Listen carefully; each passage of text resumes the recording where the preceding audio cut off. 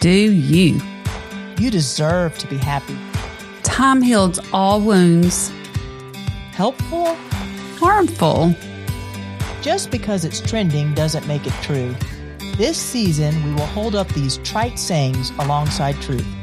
We are your hosts, Susan Tyner and Karen Hodge. You're listening to the Encourage Podcast.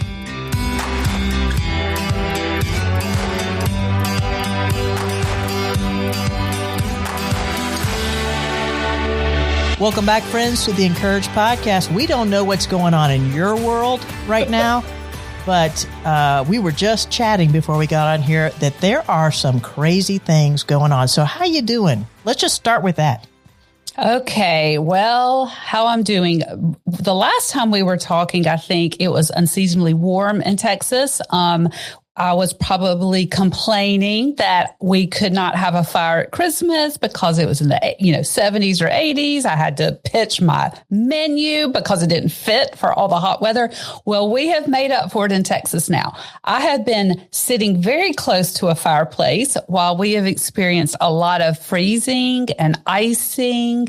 But also, I just have to be honest that I'm a little unnerved because a lot of my family and my friends are in Mississippi, and in my hometown of Yazoo City, my mom is alone and we're worried about her. And then my daughter is in Oxford along with my in-laws. And it's just a lot of our family and friends are really in a bad place back in Mississippi. So I'm not telling them about the house party we've been having in Fort Worth with pancakes for breakfast, and we're all watching a movie, or the kids, we had some of our adult kids come over and kind of stay with us during the ice because they know Mama does have food, and Dad knows how to deal with broken pipes. Oh. What about you, Karen? I know you've got stuff going on. This is more like your normal weather. It's true. And I try not to be judgmental because truly ice is debilitating. It did snow at my house over the weekend, and I did have waffles as one of my meals, which chocolate chip waffles, which goes a long way if you've shoveled the driveway 3 times in less than 24 hours. So, wow. So I ate my waffles. I got on my heating pad, and like a little old lady. But then I was watching the weather across the country, and really, and that leads into where we're going on this episode is when life throws you a snowball or an ice storm or an unexpected.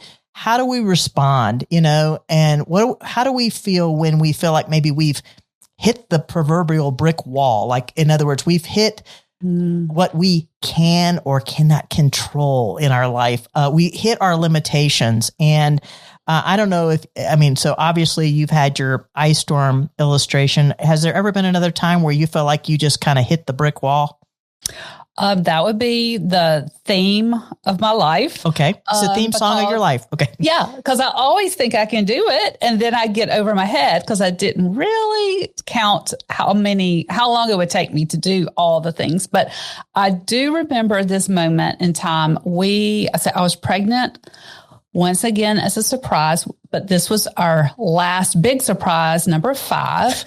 We were in faculty housing at Ole Miss in about a 1,600 square foot house. So we had 4 kids, 1 pregnant person, and I think we also at that point may have had 2 dogs.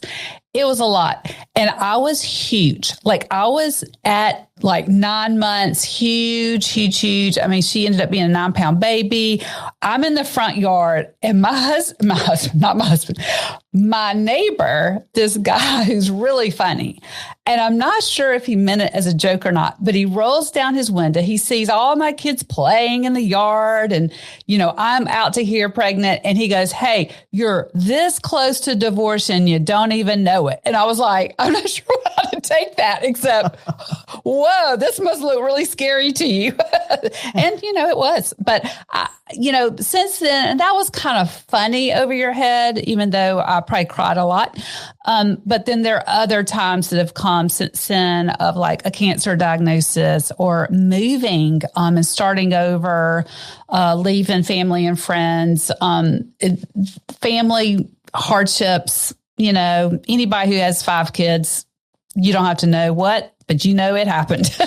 and so I've hit a lot of brick walls. What about you, Karen? Yeah, me too. I have brick marks on my nose because, like I said, that's kind of where I live. And so I didn't know if your neighbor just looked at you like in horror, like, I'm glad that's your life and not my life. But sometimes, and this is the statement we're going to unpack today, people just look at us in like shock and awe, and then they feel that need to reach in the back pocket and slap that Band-Aid on. And so sometimes people may say, God never gives you more than you can handle. And that is not helpful. I guess if you are pregnant with your fifth kid and 2 dogs and 1,600 square feet. Yeah. The story that came to my mind, and so maybe it'll help you wherever you are, just to laugh for a second about my little pitiful illustration here. Like Susan, I often fancy myself as a Wonder Woman and think that I can do things on my own strength. And occasionally Wonder Woman thinks maybe I'll get a new pair of shoes. And so I got a new pair of shoes. And I believe this was for a general assembly, but and the hotel was close to the convention center, but I had to go run something and then say something up front. I thought when I got dressed that morning, I'm not that cute, but I looked cuter than I did the day before. I had the new shoes on. I think you know where this is going. Oh, I'm cringing right now, Karen. Like, why did I think this was a good idea? Well, brand new shoes. I get to the stoplight, the buckle breaks. So I now have a shoe that's broken, one that's broken, one that's not broken. So you can imagine me in my little dress and my little, kind of wedge sandals, and I'm dragging my right foot behind me because I don't want to trip, right? But I don't have time to go back and get another pair of shoes. Nope. And so, what's my option here? Take the other shoe off and just go like, kind of like higgledy-piggledy, like uneven walking. No, so I just keep dragging my foot, and people kind of keep saying, are you okay? They're looking at me like, aren't you supposed to be in charge of this thing? Like, are you okay? But clearly I'm not. So sometimes we feel like we are walking through life with a limp. We feel like we just, the new cute little sandals is not cutting the mustard. They broke. No. And so I had to text Chris and say, could you bring me a pair of shoes? I can no longer run this event with one broken shoe. But the Lord slows us down in our limitations, in our limping, so that we can actually look that statement straight in the face. God never gives you more than you can handle. Really? He always gives you more than you can handle, right? Yeah. Isn't that really what we should say? Yeah, he does it all the time. Like, hello. Yeah. This makes me want to take this on a piece of paper, wad it up, and throw it back to the people who invented it as a saying. Yes. And so we've been talking about why are we tempted to say something like that to somebody? Well, of course, we want them to feel better. Yeah. And I have to say, when I realize these limitations, when I am in the broken shoe and I am, can't lean over to pick up a dirty sock because I'm so big, or I do have to go, I have to move. And I realize the limitations. Usually these are very good gifts from my father. They're just in very crummy wrapping paper. And so I tend to not want to open that present, or I know by the shape of the box what's in it. And I have opened that box before, and no, thank you. And I will use my tricks to help myself. And I think that's where this comes in is somebody just wants to make you feel better. That's right.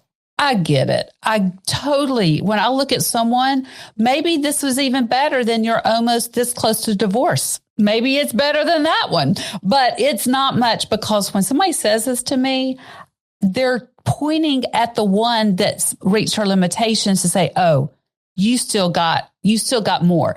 You're at the end of the rope, but I'm telling you, God would not give you anything past your rope. And past the rope is where I find Jesus. And so he does that all the time. That's right. The end of the rope, the proverbial brick wall Yeah. That's where our independent kind of spirit meets that dependence on God. And it is a gift. I love what you're saying, Susan. Limitations are a gift that God gives us. Now, this week, one of the young women in my life who's been in my young leader cohort, she's a very bright bulb. She's reading a book about leadership and birth order.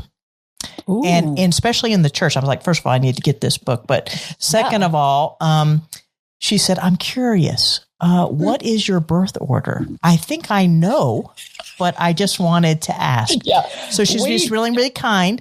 But for those of you who've been listening long enough on the podcast, you do know that I'm a type A firstborn. And we talked about how, as we got in this dialogue, about how when we see those maybe limitations that, we're going to hit as somebody who maybe is a recovering perfectionist, or somebody who, continually thinks they can be self-reliant or do things in their own strength. There are corollary idols that go with those things, right? In other words, why am I motivated to push myself beyond what I can handle?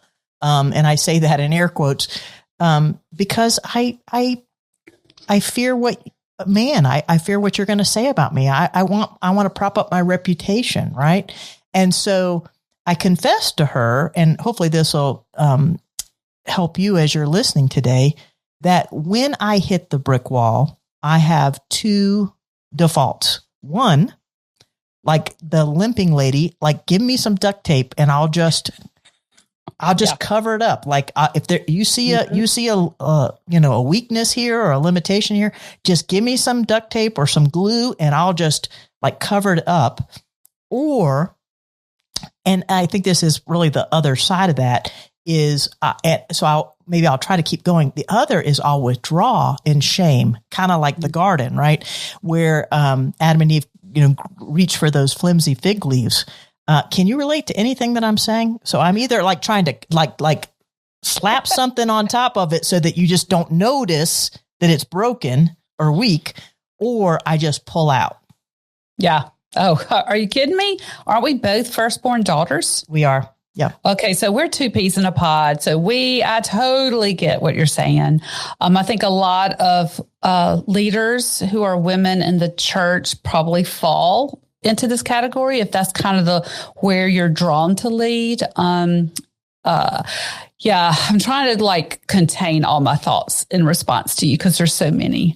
But if I go to your shoe analogy, I think there's a third option. I'm not saying this is what you should have done, Karen. So we're just please help me. She brought it up. When she brought up the shoe thing, it's a lot more fun to talk about that than my cancer or children's problems. So, okay, this is probably where I started my journey. That sounds so cheesy, but when I first went to therapy ever was when I finally, my body literally stopped doing all the things that I was compelling it to do. And some of it was probably people pleasing, but some of it was me pleasing. I just like doing all the stuff. I just like being creative and I want to do it, or I want to have order so I can think straight. I mean, I was way over functioning for others. I was way out on a limb, even just for what I wanted for myself. I was selfish until my body literally passed out in a public place and I couldn't drive for 6 months. And I'd been in therapy. He had been warning me, you better slow down. You better stop. You better blah, blah, blah. And I was like, I can do it. Like in my psyche and the way I was stubborn about, no, that's not what you do. You keep going. You're tough. You just suck it up is how I grew up in a good way. Like I do need a backbone. But what I really, through God's grace and a lot of thinking, talking, praying, others talking to me, biblical counsel, is what I really should do is just go barefoot to the meeting. Just do it anyway. Just don't do it perfect. Don't have to have shoes. Really? Maybe once you get in the carpet, at least. What do you think? I probably should have walked up there with no shoes on. In my pride, I wanted to have shoes, not only shoes that function, but shoes that matched. Well, that seems a small thing to ask for a girl to get dressed. Well, so I just think that these things reveal our heart, right? Yes, and so why is it? So let's go back to that, crucible where the Lord is teaching you to embrace your weaknesses, your limitations, and then to hopefully worship Him as infinite, even in our limited, finite kind of space that He puts us in. So that, God never gives you more than you can handle. That is a lie. He always gives us more than we can handle because He loves us. So how is that a kind thing of a father? And why is that good news that we embrace that? Oh, this is why it's a gift, right? Wrapped in a very crummy wrapping paper. No one wants the day where I can picture you walking down the street limping. And it's pathetic. It's pathetic and it's pitiful. And I wish somebody had just scooped you up. And I don't know. Those are the times where I go, well, if God is doing that, then He should have provided a pair of shoes for me, like on the street. Like that's how we think. But He doesn't, because guess what? He has something better, which is called a story for us today, Karen. And then so for instance, when I have unwrapped those hard gifts I mentioned before, I've gotten so much closer to Jesus, and He has proven to me what He promised. I never would have thought I would have had I never pictured the peace I had when I had that cancer diagnosis and I was considering I may not see my daughter's weddings. I never would have known that I could leave what I loved because I trusted God. And as a matter of fact, years later here, my husband's gotten was thinking about getting another job or whatever. And I just was like, I can't do that again. I worked so hard here. I love my spot here. And I just got curtains. So I don't know if I can do it again, but I know I could. And I was able to say to him, I'll do whatever you want to do with a clear conscience. But I have to say, I may not have prayed a lot about it. But I never would have known these things. I never would have known that God sees me with 5 kids when I was over my head then. And we were struggling to pay bills, or I was struggling to have a menu to serve, or I was struggling just in the summers on the floor of my kitchen crying because I was overwhelmed by all the chaos. I never would have had Jesus as close to me. And it's almost like I have those Ebenezer rocks of memories of where it really was true. And that doesn't mean it wasn't hard, because I've also told stories on the podcast of where I almost left Jesus and He wouldn't let me. So I love that we're thinking we have to grab on in our strength and trust God when really He's grabbing onto us, even where we're at the end of the rope, like you said. Yeah, it is a gift. And I don't know if that you remember this, but that is when I really met you. Really? I don't remember you being barefoot or limping. You must have gotten the new shoes. Oh no, not the shoe story. No, your cancer diagnosis. Oh yeah, that was crazy, Tom. And I think that here's where I'm going to say I think also a horizontal gift. I didn't know you very well, but what I was witnessing was God's presence in your life, God's provision in your life, and how you are waiting on Him, and how your church family was coming around you. And so that tells us a lot about the gift. In other words, part of God's gift to us in our finiteness, in our limitations, is not only does our relationship with Christ grow stronger, but then that horizontal aspect of the body of Christ coming alongside us. It's like, hey, my hand's broken. I need a hand. I clearly can't walk. I need somebody to help me with walking, and so he uses His people in that tangible, incarnational way to come alongside us to reassure us, hey, first of all, not only is God working this for your good and His glory, but you're not alone. And so part of that is that he gives us that gift of his presence and his people in the midst of our weakness. And why is that often the case? Because if I am constantly running and distracted by the many things in life, I just miss it. I miss him. I miss the people. I miss what he's doing in the midst of the weakness. Yep. And I miss the glory in what he is doing. And so as we hold up this statement, God never gives you more than you can handle, up to the light, is there a gospel truth or an encouragement that kind of buoys you when you feel like you're drowning or you've hit the brick wall? I mean, first of all, I'm just still thinking about what you just said about the gift of community, because you're right. In a lot of those hard times, you cannot do it by yourself anymore. So when I had that cancer diagnosis, part of the reason I got peace is because people were bringing meals, or people were praying.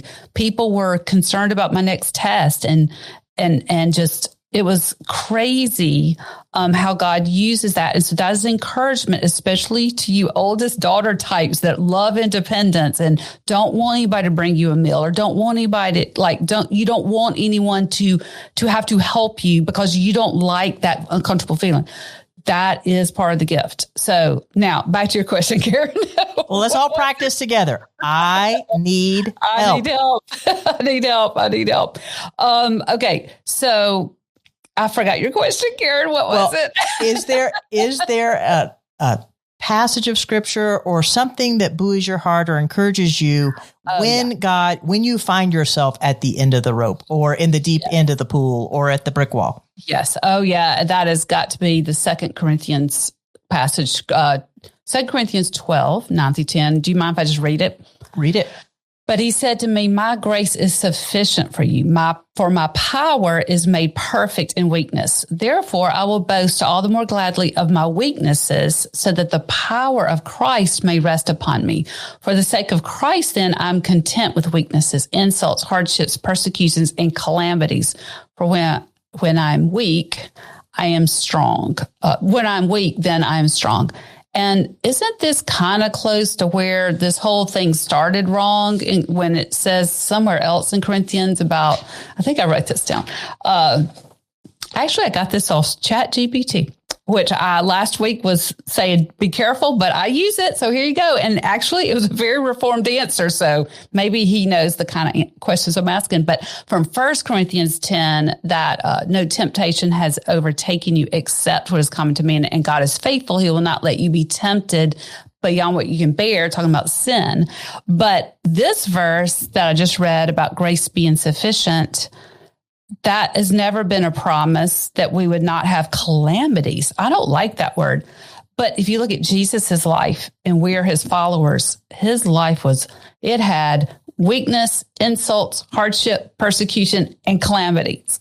And we will have that path. And actually, that is the path that leads to the best power, the best victory, the one that can't be taken away for eternity. So I need that verse in those times, that actually when I feel my weakness, and instead of covering it up, because like you said, of pride, or not, I don't want other people to see me weak at all, because I don't want them in my business, honestly. And if they see me crying, then they're going to come and try to help. And I'm like, yeah, I need privacy. So I need when I am weak and I'm trying all my little bumper stickers or all my little Band-Aids I'll just get organized. I'll just clean off my kitchen counter. I will worry ahead of time so I can make sure I'm not stuck. You name your favorite tools to your tricks of the trade. But this verse says, actually, it's good when you're weak. And I know that if someone's telling me I can make it, I know that's a lie deep down. Because if I could make it, I wouldn't be crying, and you wouldn't know about it. That's right.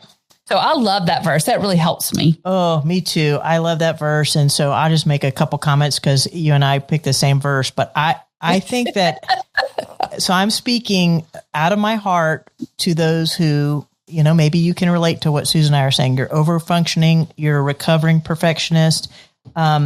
and you have an inner dialogue that the not enoughness of life, there's not enough time.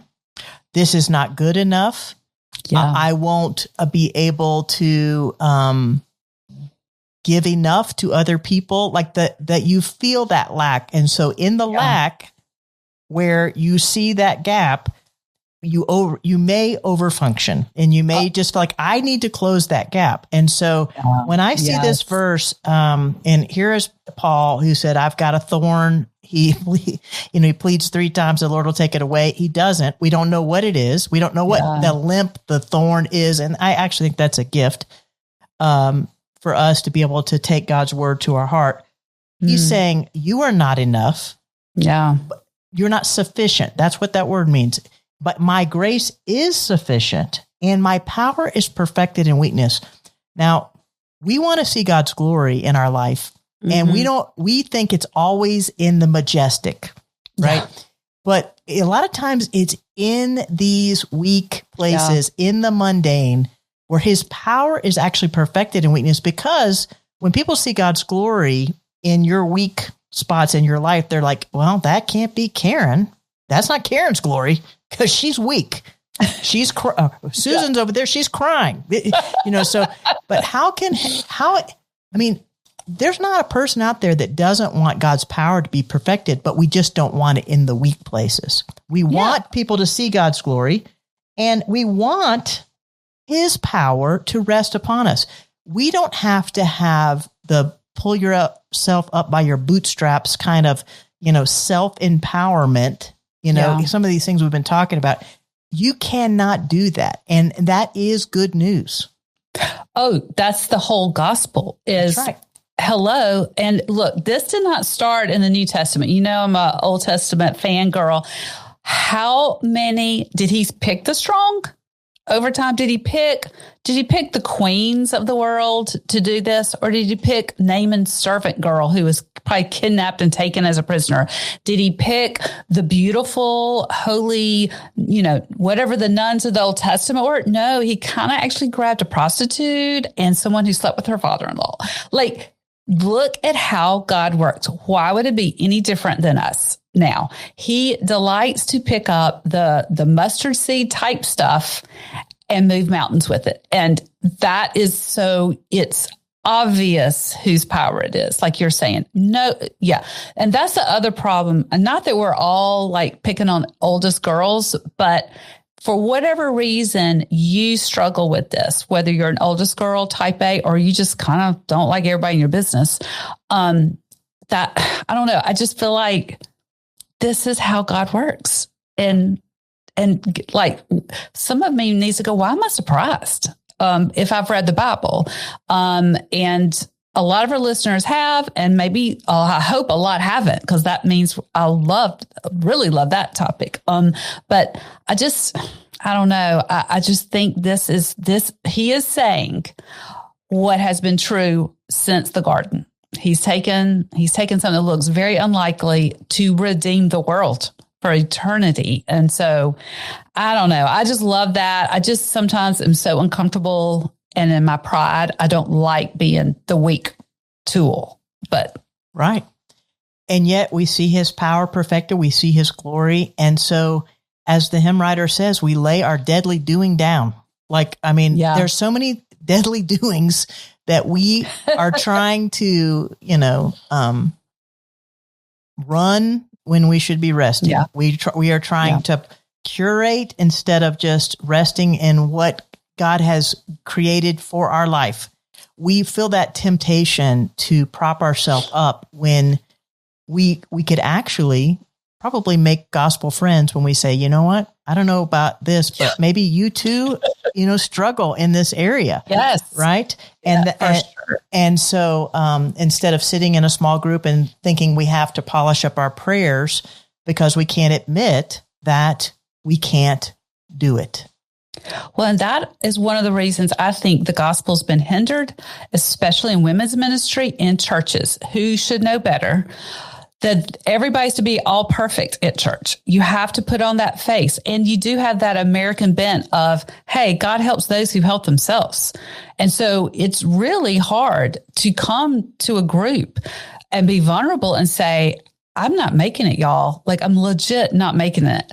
And my best Christian friends have been those that where we can both look at each other and go, yeah, I'm up a creek. And they respond not with, God doesn't give you more than you can handle, but they respond with, let's pray. I know God is going to be powerful in this weakness, and I can't wait to see what he does, and not just in the circumstances, but in your relationship with him and with each other. I just love that. And I think that's why personally, not everybody needs therapy, but what I learned when I first went to therapy was he told me, basically, he didn't say it like this. He's like, you're over functioning for God. Like, you think you are the solution. And that's actually putting you as a God in God's place. And that to me, as a girl that grew up in the church, I would never want to do that. But that was what I was doing. And that is a hard lesson for a mom, for a woman who maybe takes care of her parents or her friends or her roommates. Like, if you're that type of you really want to help people and you feel that responsibility, I had to start asking, am I having an idolatry? Am I the idol? And that I'm giving other people? And that's not good for them or me. So anyway. That God needs us. Yeah. God loves us. Yeah. And we get to participate in what he's doing. And so I've been hearing from some of you that you've been using your screensavers. They've been helpful for you to be able to look down and see truth. We'll send you another one this week. But as we wrap up, Susan, let's just give one practical word to the fellow strivers out there. Like, and I'll start. Maybe you just need to go take a nap. Maybe you just need to sit down and be still. What would you say to the fellow strivers out there? I would say, and not to get legalistic. Yeah, no. If you cannot take a Sabbath, that's a red flag.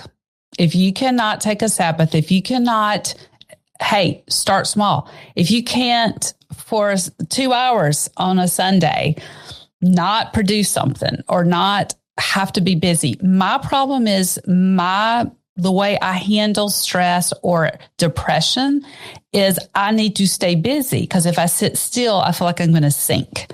I'm like the poster child for not doing this well. The good thing about tithing and Sabbath keeping is it really, really restrains your stinginess and your workaholism. And so, I mean, in this the ice storm, was like, my husband looked at me like I was crazy, because I was like, oh, good. Now I will be able to clean out that closet. And now I will be able to do this. I mean, my list of what I could catch up on was so big. And then Sunday came and I had to look at it and go, I can't do that.